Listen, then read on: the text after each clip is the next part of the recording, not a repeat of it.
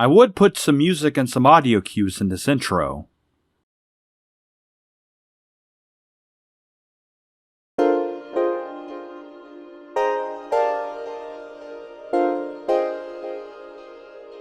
I'd like for you to sit around the campfire with me.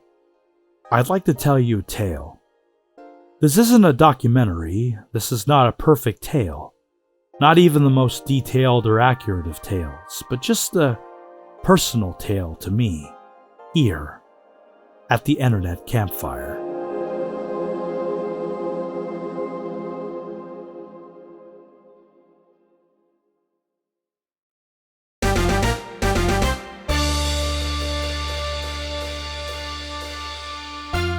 YouTube, a frontier that has been dominated.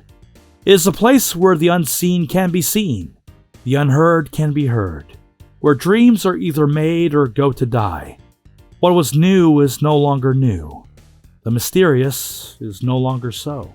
A video site to end all video sites. And though competition springs up from time to time, vying for the attention of the content-starved masses, at the end of the day, where are you watching this video right now?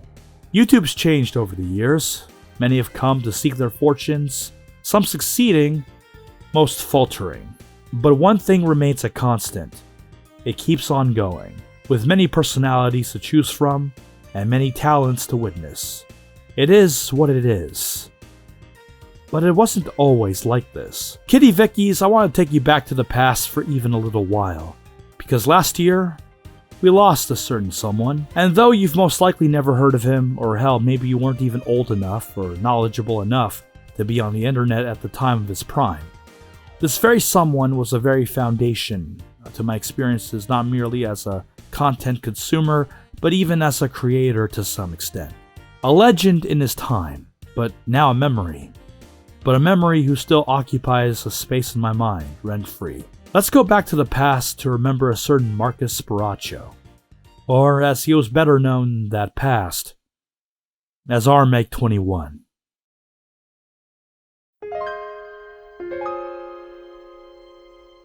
But it all starts with another story, however, of a certain someone else.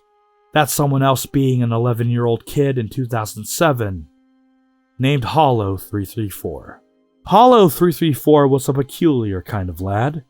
He hated Apple products despite never have owned one at that time, though he did wish for a blue iPod Nano. He was a fanboy of Microsoft. He played on his Xbox 360 and, more recently at that time, a gaming PC with a PNY NVIDIA 8600 GTS, a Pentium D dual-core processor, 2 GB of DDR2 RAM, and yes, ran Windows Vista Home Basic. It was a PC that could barely run Crysis on medium settings. Hell, it would struggle to run Flight Simulator 10 at a crisp, clean 720p resolution. But had something relatively novel at that time. A Wi-Fi adapter. And with this Wi-Fi adapter came wireless connectivity to the internet and thus served as a gateway to a broader digital world, all within the privacy of his bedroom. A time when MySpace was still relevant. When Facebook's rise to social media power was still a dream. When TikTok wasn't even a glimmer in anyone's eyes. When Twitter was only a year old. And when Google was primarily known as a search engine you used to look up anime fan art or to find free scans of the latest chapter of Naruto. Then, there was YouTube. Now granted, the previous year Google did acquire YouTube for about $1.5 billion, but even then, to say that it was a platform with uniformity was, well, not quite true at that time. After all, YouTube was still a place to catch up on unedited Japanese dub episodes of anime split into multiple parts. Rickrolling was the new thing to milk into oblivion. Newgrounds was hip. Halo was king. Numa Numa Guy was peak viral internet culture. 240p video was the norm. Machinima was still known for what their namesake implies, and when yet to implode, Blockbuster was still a thing. Digital distribution of games was still something that hadn't matured enough to outright replacing going out and buying physical discs.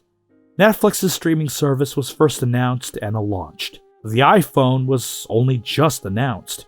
An iPod. A phone. and an internet communicator. Lonely Girl 15 captured people's attention. Horse Armor was the worst thing ever. We still thought Half-Life 2 Episode 3 would come out. Michael Bay's Transformers kicked ass at the box office. Emo culture was in. And people thought this was for real. We? Come on, that little controller, baby, that looks like a dildo. I ain't trying to play my games with no dildo. And that's the stuff I can think of at the top of my head. Indeed, it's within this climate of listening to Modest Mouse's We Were Dead Before the Ship Even Sank album, making his first Xbox Live account to play the 2007 Shadowrun game, eating far too many Burrito Supremes from Taco Bell, and wearing a Naruto headband to school, that Hollow334 would make his first YouTube account in May 2007. The same month, Spider-Man 3 came out. Yeah, it was a life that consisted of school, video games, and the internet. A simple life. He didn't make content, he simply watched along as YouTube would provide countless hours of entertainment that TV could never provide, or at least provide with such earnestness and down-to-earth honesty, and how amateur YouTube content really was at this time. It really was the Wild West. You could literally upload anything, and with just a little pinch of luck, it could turn into the next sensation at literally random. No algorithm involved, or at least if there was an algorithm, it was so primitive that it was irrelevant. But this was back when YouTube was a hell of a lot more lenient in terms of copyright, and put more emphasis on the little guy filming something random in their spare time, rather than the emphasis on analytics, retention rates, algorithm farming, trend chasing, and being compliant with the regulations to sweep as much ad revenue as possible. A place to watch basic vlogs of random, everyday people, early Gmod videos, AMV comedians, classic YouTube poops, salad fingers, Weeble stuff cartoons, Master Chief sucks at Halo, Civil Protection, G-Man Squad, and, of course,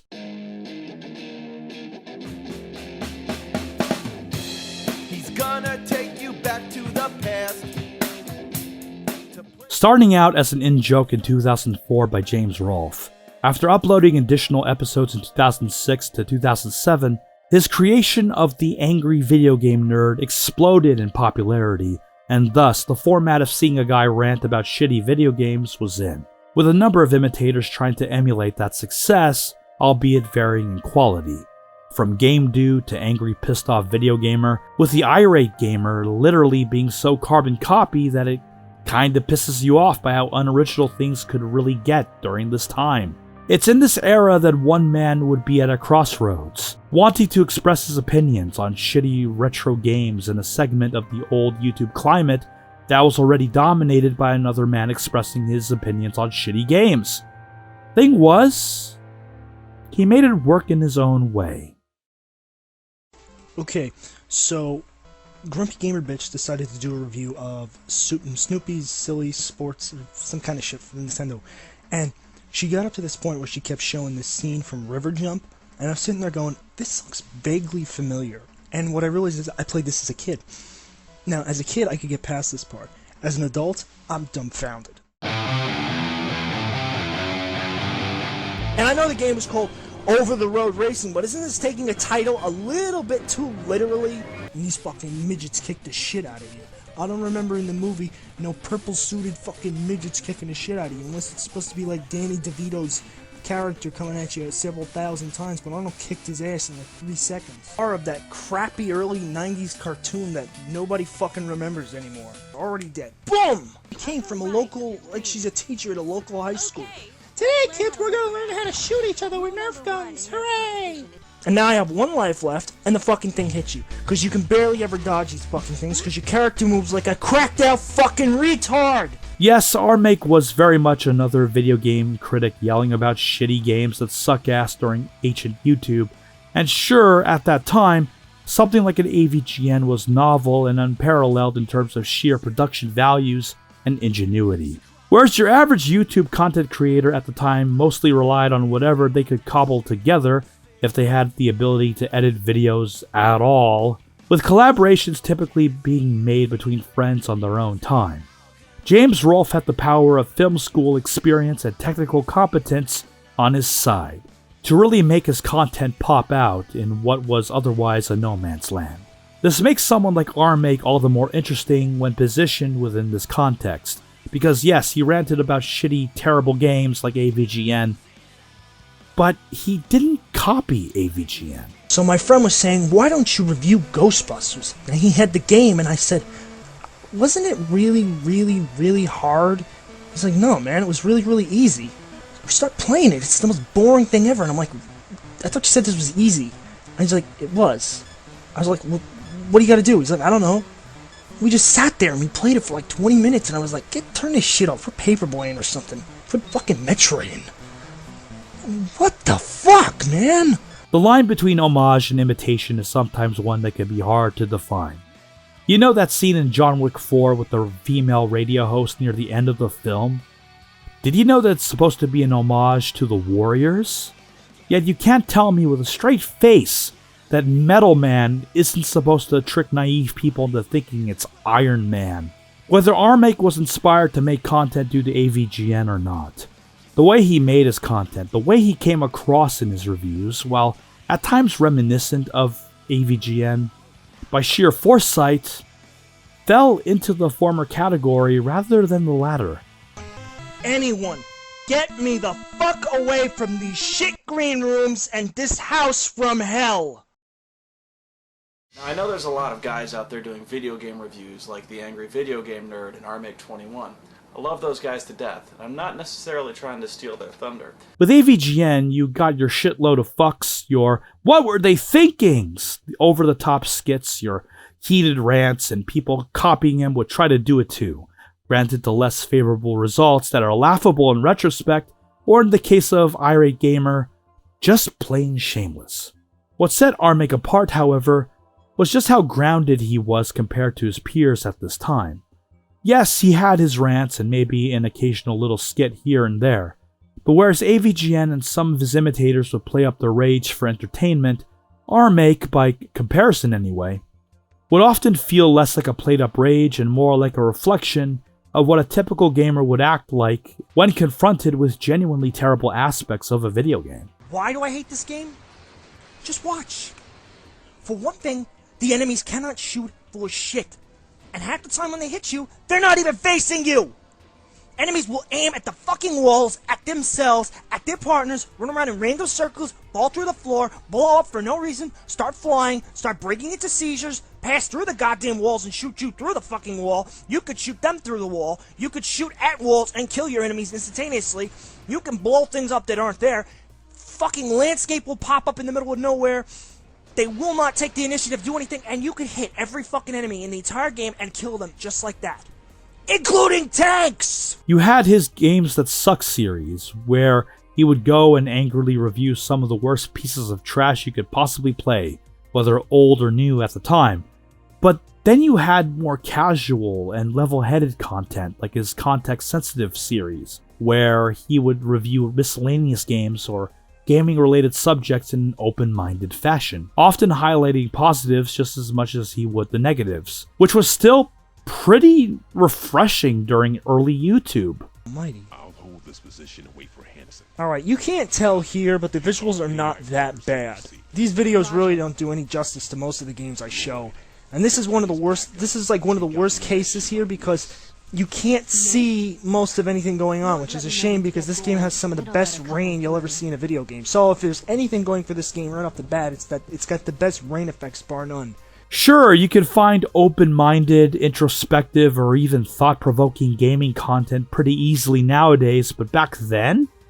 Not many amateur content creators did gaming-related YouTube videos, so really, subject matter Armake would tackle on his channel were not only surprisingly diverse, but even a little revolutionary with how he did it. But I mean, stuff's exploding, and yeah, you'll see the occasional pop-up of something like falling, like some geometry in the level, but, where are these invisible barriers you supposedly hit? Oh, look at that, I almost fell off. Look, the game actually allowed me to steer my car onto there. So where's the broken car controls I keep hearing so much about? Could it be that maybe nobody knows what the fuck they're actually doing and how to steer a freaking car? Simply sitting down and speaking honestly about a video game, whether people liked what he said or not, in a way that sparks discussion, That was new during the 2007 to 2008 period of YouTube. That's the thing. Armake21 was a character, just like AVGN is a character. And I think that's something lesser imitators would either fail to realize or would realize, but would add nothing refreshing to the formula. Armake was a rage gamer stereotype character. Yes, he did review bad games in an angry way, but he would also review good games. Games that might be overlooked, or games that are simply middle of the road, and not all of his moments would be played up rants. In fact, most of it would be, as previously said, grounded, straight from the heart, and honest, which would be consistent with his character throughout his run. To make an analogy, if AVGN was a Disney-backed multi-million-dollar MCU film, Armake21 was, say, something like Super or Defendor, and that's probably the best way to describe him I can muster. He had a different approach to gaming content creation compared to what was the norm at the time, to the point where I actually started to prefer Armake over AVGN. Hell, he was even one of the first people to tackle Action 52, years before AVGN did. Again, not many were doing what he was doing, and I think people were spoiled with the sheer variety we have today. Oh yeah, and did you ever wonder where Kitty Vickies came from? Yeah, it came from Armake! For the price of this thing, it's the most elite model of the 360, and you can't even include a goddamn HDMI wire, or at least component wires. Nope.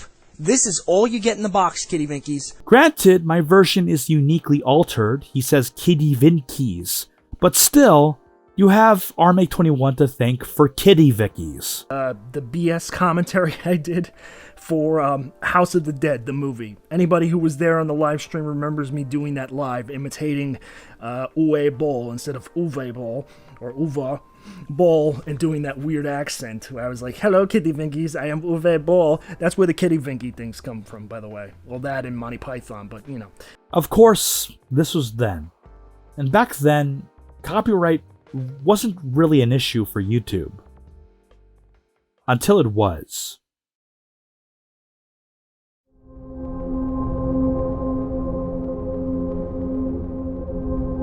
On March 13th, 2007, Viacom, known today as Paramount Global, filed a $1 billion lawsuit after citing YouTube's lack of DMCA copyright enforcement on their site, pointing out the availability of Viacom-owned properties YouTube was hosting as copyright infringement.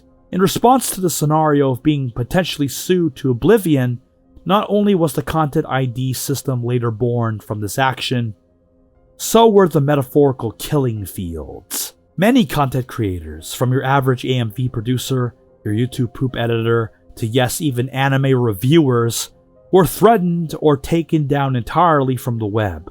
Hell, there was even a time when game footage wasn't entirely safe, and while some would persevere in a smaller capacity, most of the affected would have their content wiped from the internet's collective memory for the rest of time.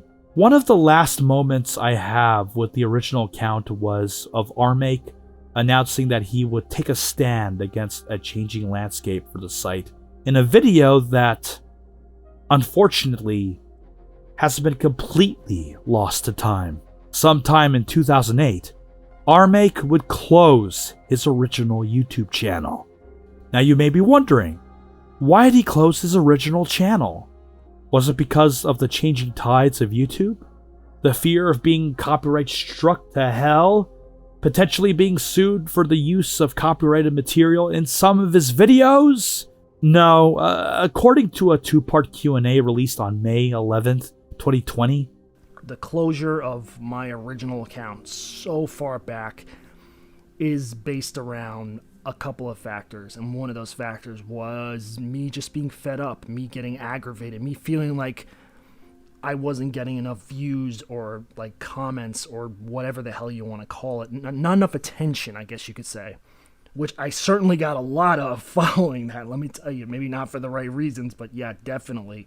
However, what was intended to simply be a joke toward his audience turned into a nightmare when he didn't take into account just how difficult, if not outright impossible, it was to reopen a YouTube account during those days. And what happened was, because I wasn't thinking at the time, and I was not paying attention to what I was doing and thought, oh, I just reopened the account and it would be like a cool little joke I could play where maybe this would get me attention.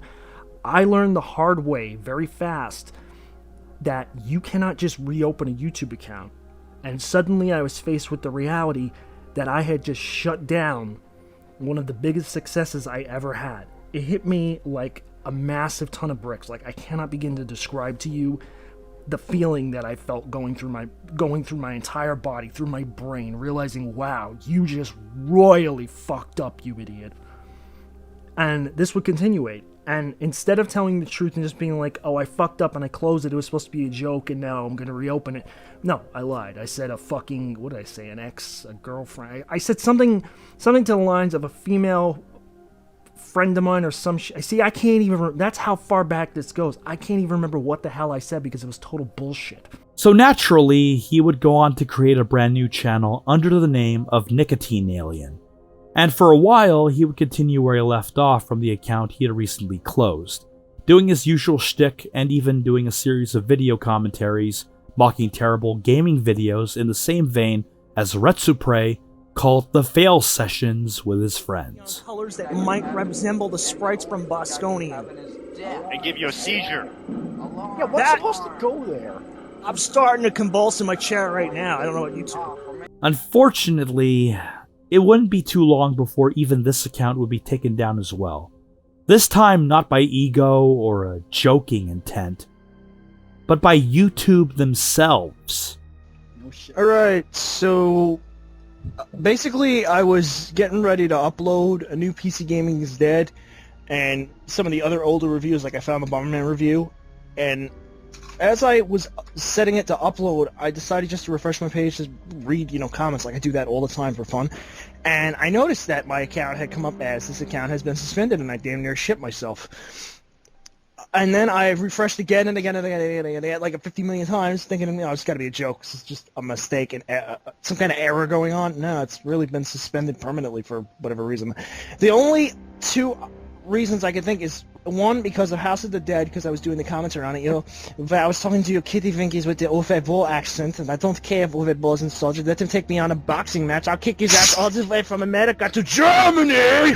It was apparent by this point that YouTube was either changing or had already changed. A new account would be created thereafter under the name of The Wasto Time, with lessons learned, as Armake, or as he would prefer to be referred to at this time, Marco, with a 0 at the end, would stick strictly to gaming content, live streams, commentaries, and perhaps even the occasional rant. So, I screwed up there. I forgot about the Boxed-Entertainment21 account. You see, before the Wasto Time account, Armake actually made the account named Boxed-Entertainment21 after Nicotine Alien got taken down. I completely forgot about that whole channel happening and assumed that Wasto Time was the next account, but no, the Boxed Entertainment 21 existed. It was either taken down by him or YouTube took it down, I forgot, but yeah, there was an account in between Nicotine Alien and the Wasto Time account. So yeah, Boxed Entertainment 21, that happened. Sorry about that. I screwed up there. Are you telling me you couldn't even make a game as good as the fucking piece of shit Armada? You made this! You're one of the most famous fucking licenses around! You made this! What the fuck? What is this clusterfuck of shit? That being said, as he would state in the same Q&A, the drive that would bring him both internet fame and infamy to create content would not return for the ride. And when all the smoke cleared, let's say, when the dust settled after all was said and done, my creative side had just kind of died off, and I just completely lost interest in what I was doing. It completely evaporated before my very eyes. I just wasn't interested in trying again to reproduce the same thing I have been doing for quite some time.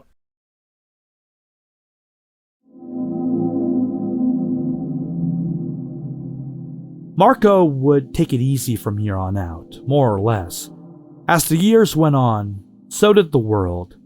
And as the world changed, so did YouTube and the broader internet as a whole. And while he would attempt to revisit games that suck, and in turn, the Armake21 character at one point, it was evident that whatever drove him in the past was gone, whether due to his mistakes, or that his YouTube suspension from the Nicotine Alien account really did have a toll on his mind. Hollow334 would create his first anime video in December 2011 for Fighting for Nippon's 12 Days of Anime event that year, and thus start his own content creation journey spanning multiple strikes and multiple accounts. My content creation journey that has led me here today. Marco would later create his fourth and last account named, well, Marco. And it's one you can't find anymore due to apparent deletion after his passing. He would continue playing games and hosting live streams. Honestly, over time, I had lost touch with his efforts as days turned to years. I focused on my own life rather than his, as our paths branched off even though we never crossed paths to begin with. What was he doing? What was he saying? What was he playing next?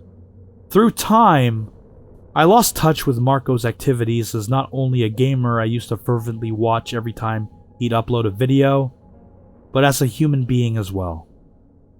Here in 2024, I regret that now.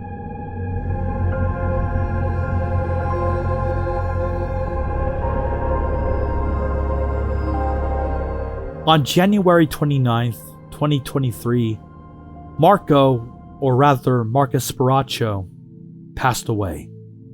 The reason for how isn't publicly known to my knowledge, but the how or why just isn't relevant. What is, as soon as I heard the news, was that someone whom I had lost connection with as a viewer of his previous work was now gone. Someone formative to my understanding of this digital world we consume and contribute to can no longer do either. Friends who knew him paid their respects. Enemies who knew him acknowledged this development. Fans who watched him paid their respects, and now I pay my respects creating this very video you are watching. I wish I knew people who knew him. I wish I knew him better myself. Maybe, just maybe, this would be a better video if I did. But the world keeps turning. People left alive keep moving forward. And though he no longer lives, I refuse to let him be forgotten as someone who remembers what he gave us all those years ago. Rest in peace, Marcus Sparacio.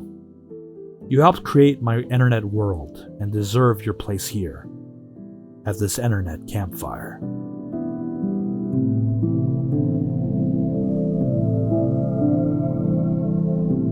Big thanks to user ContraWolf for hosting the ArmakeArchive channel, where most of the still remaining footage continues to exist.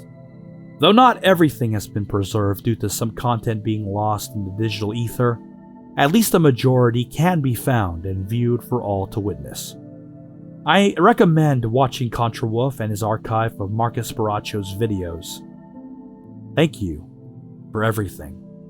I'm not saying 1 million people or 1 trillion people are enjoying this, but I know there's enough people out there who enjoy this stuff that I'm going to keep doing it. All I need is for people to enjoy it, get a good laugh out of it, smile, crack up, or hell, even get pissed off at it. Go for it. It's a free country. And there's the fucking alarm again. I told you, every hour without fail.